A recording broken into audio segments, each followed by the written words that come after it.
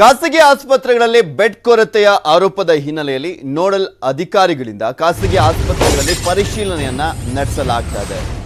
ನಿನ್ನೆಯಷ್ಟೇ ಸರ್ಕಾರ ನೋಡಲ್ ಆಫೀಸರ್ಸ್ಗಳನ್ನ ನೇಮಕ ಮಾಡಿತು. ಒಂದೊಂದು ವಲಯಕ್ಕೂ ಕೂಡ ಇಬ್ಬರ ನೇತೃತ್ವ, ಒಬ್ರು IAS ಆಫೀಸರ್ ಮತ್ತೊಬ್ರು IPS ಆಫೀಸರ್ಸ್ಗಳನ್ನ ನೇಮಕ ಮಾಡಿರುವಂಥದ್ದು. ಇನ್ನು ಮಣಿಪಾಲ್ ಆಸ್ಪತ್ರೆಗೆ ಅಲೋಕ್ ಕುಮಾರ್ ಅವರು ದಿಢೀರ್ ಅಂತ ಭೇಟಿಯನ್ನ ಕೊಟ್ಟರು. ಸರ್ಕಾರದ ನಿಯಮಗಳನ್ನ ಪಾಲಿಸಲಾಗ್ತಾ ಇದೆಯಾ ಅಂತ ಪರಿಶೀಲನೆಯನ್ನ ಮಾಡಿದ್ರು.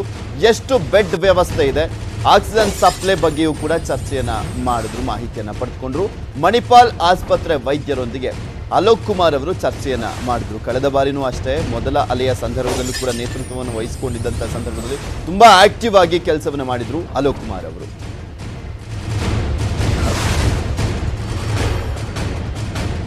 ನೋಡಲ್ ಆಫೀಸರ್ಸ್ಗಳನ್ನ ನೇಮಕ ಮಾಡಲಾಗಿದೆ.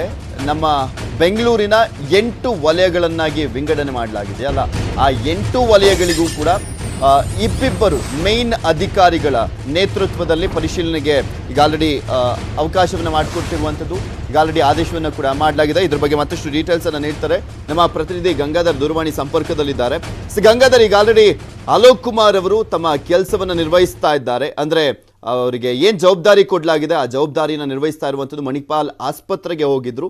ಈ ಸಂದರ್ಭದಲ್ಲಿ ಯಾವ ರೀತಿಯಾಗಿ ಪರಿಶೀಲನೆ ಎಲ್ಲ ನಡೀತು ಅಂತ, ಮೊದಲ ಅಲೆಯ ಸಂದರ್ಭದಲ್ಲೂ ಕೂಡ ಇದೇ ರೀತಿಯಾಗಿ ತುಂಬಾ ಆಕ್ಟಿವ್ ಆಗಿ ಅವರು ಮುನ್ನುಗ್ಗಿದ್ರು.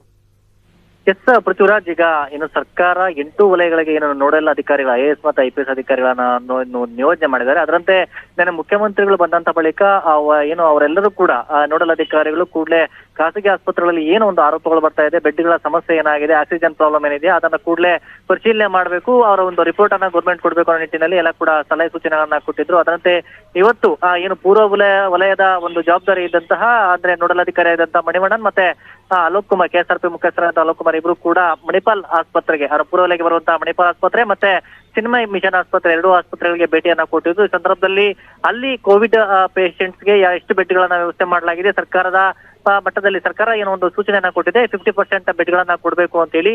ಆ ರೀತಿ ಎಲ್ಲ ಕೂಡ ಪಾಲನೆಯನ್ನ ಒಂದು ನಿರ್ದೇಶನ ಪಾಲನೆ ಮಾಡ್ಲಾಗ್ತಿದ್ದಿಲ್ಲ ಅನ್ನೋದ್ರ ಬಗ್ಗೆ ಕೂಡ ಚರ್ಚೆಯನ್ನ ಮಾಡಿದ್ದಾರೆ. ಅದಲ್ಲದೆ ಅಲ್ಲಿ ಆಸ್ಪತ್ರೆಯ ವೈದ್ಯರು ಕೂಡ, ಅಲ್ಲಿನ ಆಡಳಿತ ಮಂಡಳಿ ಕೂಡ ನಾನ್ ಕೋವಿಡ್ ಪೇಷಂಟ್ಸ್ ಜಾಸ್ತಿ ಇರೋದ್ರಿಂದ ಕೋವಿಡ್ ಪೇಷಂಟ್ಗೆ ಕಡಿಮೆ ಆಗ್ತಾ ಇದೆ, ಹೀಗಾಗಿ ನಾವು ಅವರು ರಿಕವರಿ ಆದ ನಂತರ ಅವ್ರು ನಾವು ಹೆಚ್ಚುವರಿಯಾಗಿ ಬೆಡ್ಗಳ ವ್ಯವಸ್ಥೆಯನ್ನ ಮಾಡ್ತಿರೋ ನಿಟ್ಟಿನಲ್ಲಿ ಅವರಿಗೂ ಕೂಡ ಮನವಿಯನ್ನ ಮಾಡ್ಕೊಂಡಿದ್ದಾರೆ. ಜೊತೆಗೆ ಈಗ 100 ಬೆಡ್ಗಳ ವ್ಯವಸ್ಥೆಗೆ ಈಗ ಮಿಷನ್ ಹಾಸ್ಪಿಟಲ್ ಮತ್ತೆ ಮಣಿಪಾಲ್ ಆಸ್ಪತ್ರೆಯಲ್ಲಿ 180 ಬೆಡ್ಗಳ ವ್ಯವಸ್ಥೆ ಮಾಡೋದಾಗಿ ಕೂಡ ಅವರು ರಿಪೋರ್ಟ್ ಅನ್ನ, ಅಂದ್ರೆ ಆಸ್ಪತ್ರೆ ವೈದ್ಯರು ಅಲೋಕ್ ಕುಮಾರ್ ಅವರ ಬಳಿ, ಅವರ ಟೀಮ್ ಬಳಿ ಒಂದು ರಿಪೋರ್ಟ್ ಅನ್ನ ಕೂಡ ಮಾಡ್ಕೊಂಡಿದ್ದಾರೆ. ಸದ್ಯ ಅವರು ಎಲ್ಲಾ ಆಸ್ಪತ್ರೆಗಳಿಗೂ ಕೂಡ ಒಂದು ವಿಸಿಟ್ ಅನ್ನ ಮಾಡ್ತಾ ಇದ್ದು, ಎಲ್ಲ ಕೂಡ ಪರಿಶೀಲನೆ ಸದ್ಯ ಮಾಡ್ತಾ ಇದ್ದಾರೆ. ಜೊತೆಗೆ ಯಾವುದೇ ರೀತಿ ಆ ಬೆಡ್ಗಳ ಸಮಸ್ಯೆ ಇಲ್ಲ ಅಂತ ಹೇಳಿ ತೀರಾ ಏನಾದ್ರೂ ಒಂದು ಉಸಿರಾಟ ಸಮಸ್ಯೆ ಆ ರೀತಿ ಕಂಡಂತ ಬಂದಂತೆ ಅದಕ್ಕೆ ಕೂಡಲೇ ಚಿಕಿತ್ಸೆ ಸಿಗಬೇಕು, ಯಾವುದೇ ರೀತಿ ಮತ್ತೊಂದು ಅಲಿಗೇಷನ್ಸ್ ಬರಬಾರದು ಅನ್ನೋ ನಿಟ್ಟಿನಲ್ಲಿ ಅವ್ರಿಗೂ ಕೂಡ ಸೂಚನೆಯನ್ನ ಕೊಟ್ಟಿದ್ದಾರೆ. Prithviraj. Okay, thank you Gangadhar ನಿಮ್ಮೆಲ್ಲ ಡೀಟೇಲ್ಸ್ಗಾಗಿ.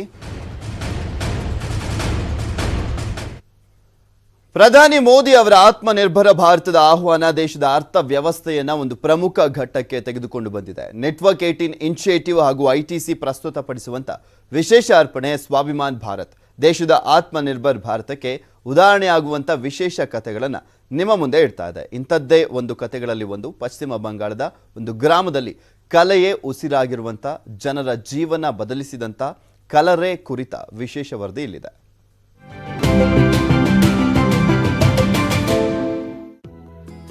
Two years ago, Kolkata-based artist Mrinal Mondal chanced upon Lal Bazar village. Located on the West Bengal-Jharkhand border, this tiny hamlet of just around 80 people was a neglected settlement. Mrinal made it his second home and used art to rescue it from poverty. The villagers used to mainly work as laborers in nearby farms, and some of them were small farmers themselves.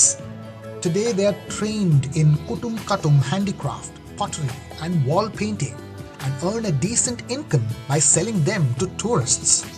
यहाँ हम लोग एक school चलाते हैं painting, drawing, craft का, और बहुत सारे कलाकार बाहर से भी आते हैं, यहाँ सिखाते हैं, रहते हैं यहाँ, ये लोग के साथ काम करते हैं. और बहुत सारा लोग यहाँ काटुम कुटुम एक जंगल में जो मिलता है आपका लकड़ी वगैरह, ये सब जोड़ के एक चीज़ बनाते हैं. The village has been rechristened as Khwab Gram, or Village of Dreams, by one of its admirers. Mrinal Mondal and Lal Bazaar have shown how art can inspire self-reliance for a Swabhiman Bharat.